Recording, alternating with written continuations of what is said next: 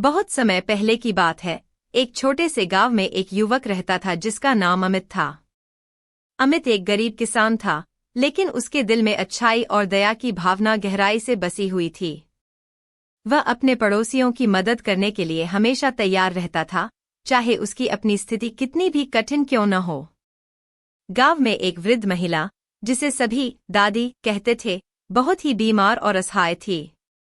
उसके पास कोई संतान नहीं थी और उसके पास पर्याप्त साधन भी नहीं थे। दादी की स्थिति देखकर गांव के लोग उसे भुला देते थे, लेकिन अमित ने हमेशा उसकी मदद की और उसे नियमित रूप से भोजन और दवा पहुंचाई। एक दिन जब दादी की तबीयत और भी बिगड़ गई, अमित ने उसे अपने घर पर बुलाया और उसकी पूरी देखभाल की।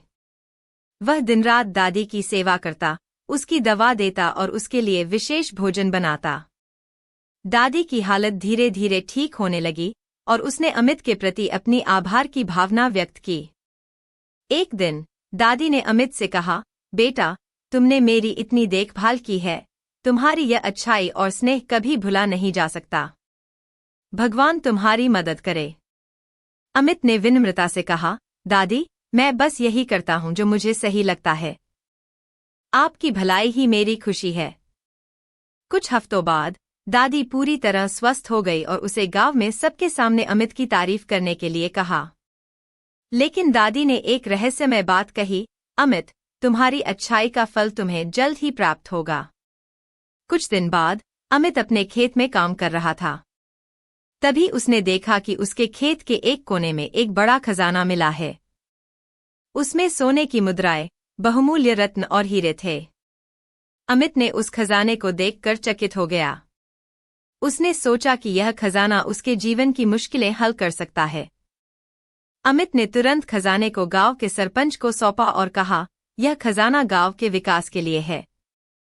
हम इसका इस्तेमाल स्कूल, अस्पताल और सड़कें बनाने में कर सकते हैं। गांव के लोग अमित की इस अच्छाई से बहुत प्रभावित हुए और उसकी सराहना की। खजाने का उपयोग गांव के विकास में किया गया और गांव की स्थिति तेजी से सुधारने लगी। स्कूल और अस्पताल बने और सड़कें बनाई गईं। गांव खुशहाल और समृद्ध हो गया।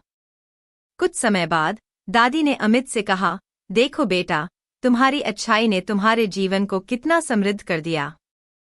भगवान ने तुम्हारे अच्छे कर्मों का प्रतिफल तुम्हें दिया है।